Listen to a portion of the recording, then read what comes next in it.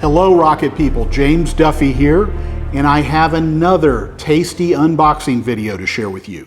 Just off screen, I have a new kit from Estes, entirely new, yet something that will thrill many of the collectors and historians out there. For you newer model builders, this kit will shine a light on an early US space effort that was absolutely critical to the success of the Apollo moon program. This new kit calls back to the very first serious scale model that Estes ever produced and reimagines it using state-of-the-art materials and techniques. So, what was that very first serious scale kit from Estes? Well, the very first scale model the company ever made was a replica of a WAC Corporal sounding rocket, which appeared in the 1964 catalog. However, this was a small, simple 3 fins and a nose cone rocket, not too dissimilar from the sport rockets in the rest of the catalog. It wasn't until 1966 that a truly remarkable scale model arrived from the company, a replica of Gemini Titan III, the first crewed mission of the Gemini program. It allowed builders of the day to create a model of the rocket and spacecraft that Gus Grissom and John Young flew on March 23, 1965. This model was built around BT-70 airframe tubing with an outside diameter a hair less than 2 1/4 inches, or about 56 millimeters. When completed, the 1/54th scale model stood about 24 inches tall, about 622 millimeters. It was the biggest rocket offered by Estes at the time. Power came from a cluster of 2 18-millimeter motors, and it had a clear slip-on fin set for stability. You actually had to build that clear fin set. It was a challenging kit for the era, and I suspect that many more were purchased than were completed.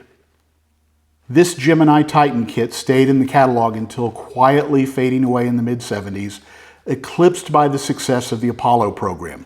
It probably became a tough sell in a hobby shop to sell a Gemini Titan kit with that sexy 1/100 scale Saturn V nearby on the shelf. A model of the Gemini Titan did not reappear until 1987, when a slightly smaller reinterpretation built around BT-60 airframe tubing appeared. This was a 1/73rd scale kit and featured a really nice blow-molded Gemini spacecraft. It also featured injection-molded display nozzles at the aft end, which you would replace with a twist-on fin set for launch. Power came from a single 18-millimeter motor, not a cluster. The whole model was simpler to build than the earlier version, but still a challenge to paint, and it lasted in the catalog for 3 years. There was also a replica of the closely related Titan IIIe satellite launcher released a couple of years later that used a handful of the parts from that kit. With the historical stage set, let's take a look at the all-new 1/48th scale Gemini Titan kit from Estes. This is larger than either of the earlier versions, and it's built around airframe tubing with an outside diameter of 2.5 inches, about 64 millimeters. Significantly, this is a cluster model, which honors the configuration of not only the original Titan booster, but also the original Estes Titan kit. So, what's in the box? Let's find out. Here's what's in the box. I see some really cool stuff here, so let's start digging down into it piece by piece. We'll begin with these 2 sections of 2.5-inch outside diameter airframe tube. The larger one will represent the first stage of the rocket, and the smaller one will represent the second stage of the Titan II booster. There are also a pair of coupler sections. Now, one of these will become part of the engine mount at the aft, and the other will become the coupler between the 2 sections. There's also going to be a plastic interstage piece that we'll see in a few moments. That builds up out of several pieces of plastic.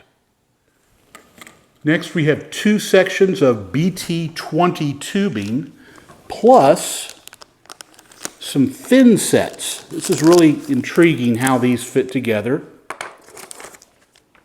These will be glued into the motor mount, And then, once they're in place, these half fin sets will be glued to the outside surface of each to provide stability and guidance for our model. Next, let's take a look at this bag of laser cut wood parts.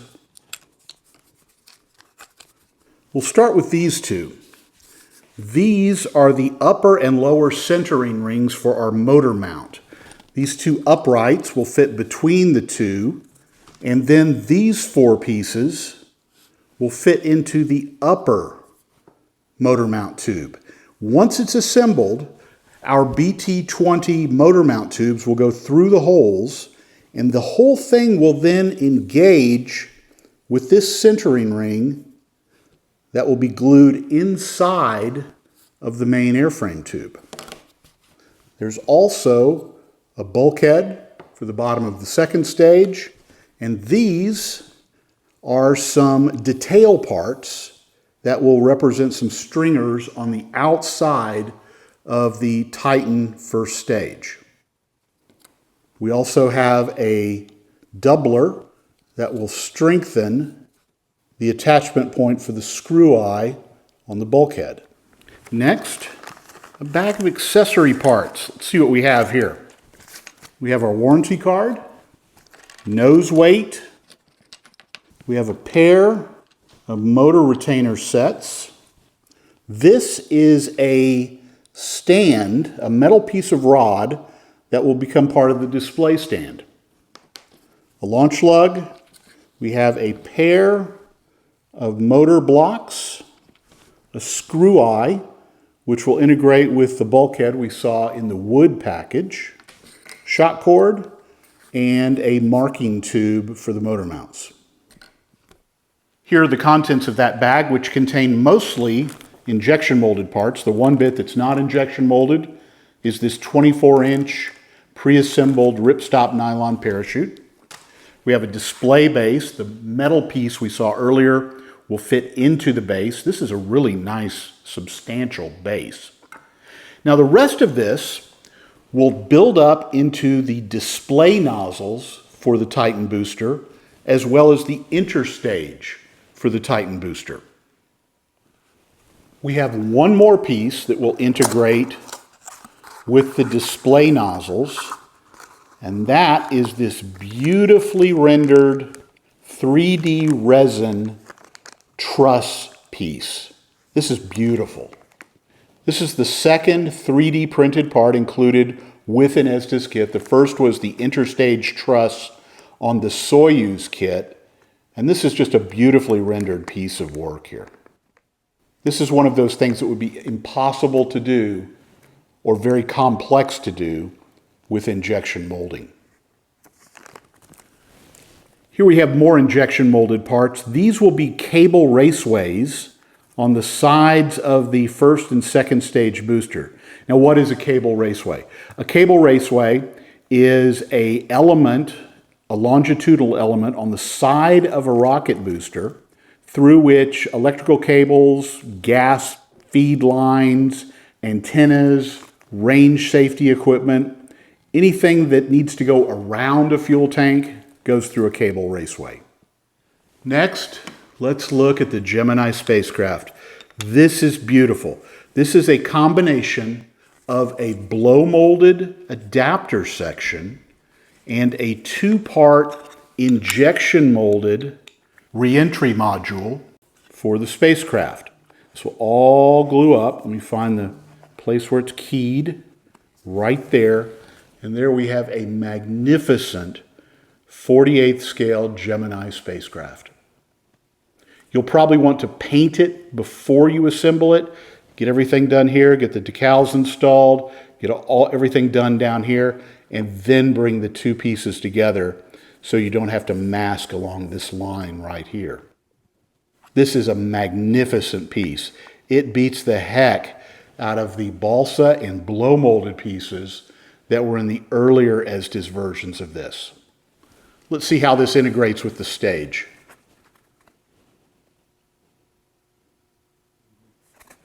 Beautiful work by Estes here.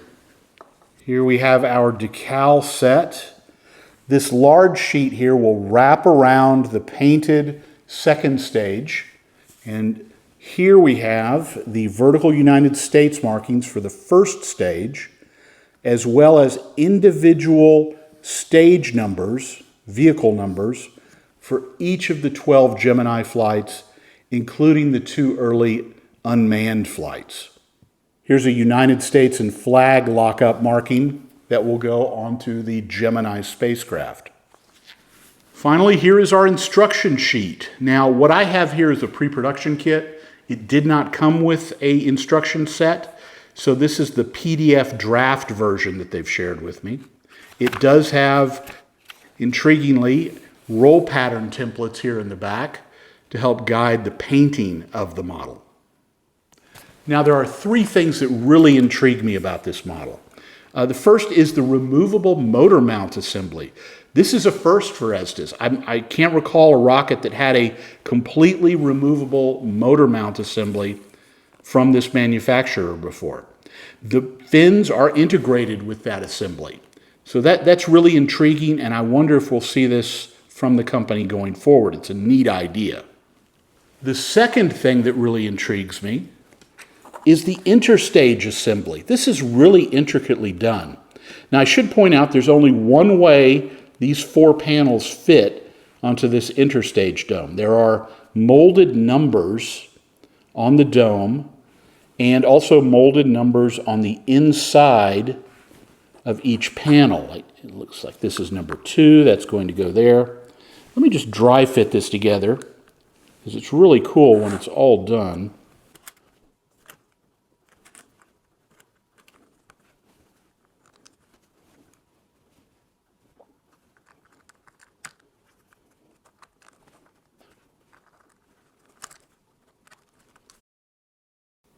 Again, we've just dry fit this together without glue. This will fit between the simulated first stage and the simulated second stage. And our coupler material will fit onto the back end of this. This is really cool. The level of detail here is really a lot of fun. You'll probably want to paint this before integrating it with everything else because of the intricacy of this. You'll also want to take time to paint the inside of that. Finally, the third thing that strikes me here is this beautiful Gemini spacecraft. This is just such a magnificent piece of work right here. Intriguingly, this is the same size as the 1/48 scale Gemini spacecraft that has been available and on the market for almost 60 years now.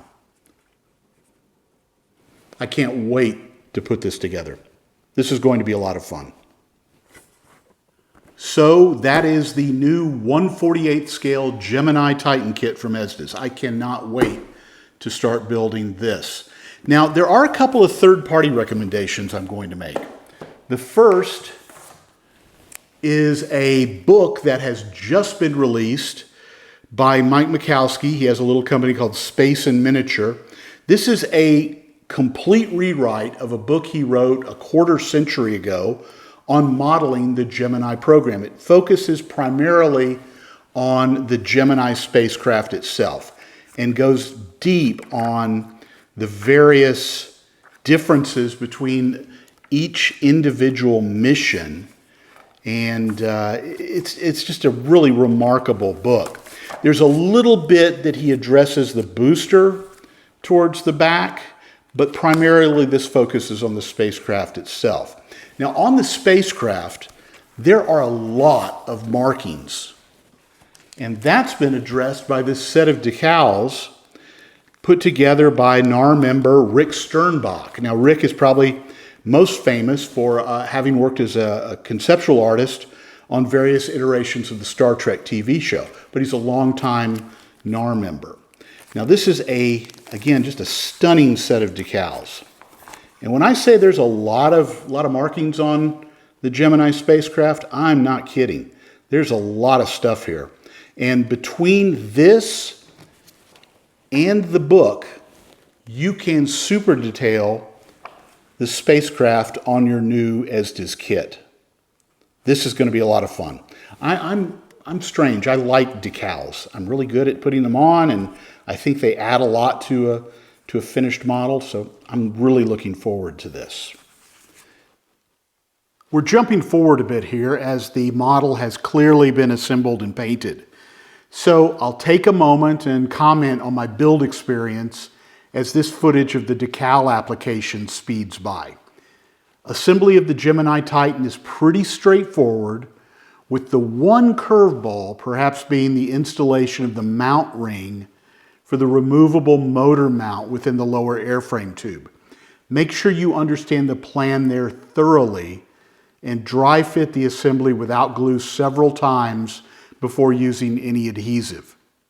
Let's also talk about the decals for the upper section of the model. I took one look at the great big decal sheet for the second stage and immediately decided the best way to install those markings would be to chop them up into smaller bits, installing the bits one by one. That's what you see here on the upper stage. By the way, the booster serial numbers used here are for Gemini 4, the flight that featured the first EVA, or spacewalk, by an American astronaut, Ed White. The scale drawings included in the data pack published by Estes along with this kit were a huge help in figuring out exactly where those booster numbers should go. And there's also a handy table in the data pack that will guide you in choosing the correct serial numbers for the flight you wish to model. Let's talk about the data pack a little bit more. Along with the model, Estes has released a 22-page historical monograph on the Gemini program that also contains a wealth of great photographs from throughout the program. There's also a pair of dimensioned drawings of the Gemini Titan booster drawn by aerospace historian Peter Alway. If you purchase the model, you'll have access to the data pack in PDF form. So there we have the new 1/48 scale Gemini Titan kit from Estes. Now, in the spirit of full disclosure, I should say I do have a professional relationship with the company, but as a model builder, I'm just thrilled that I had the opportunity to build such a cool kit. The quality of the injection molded parts lift it far, far beyond the vintage versions that came before, and the size of the finished model will make it a highlight both on the rocket range and on your display shelf.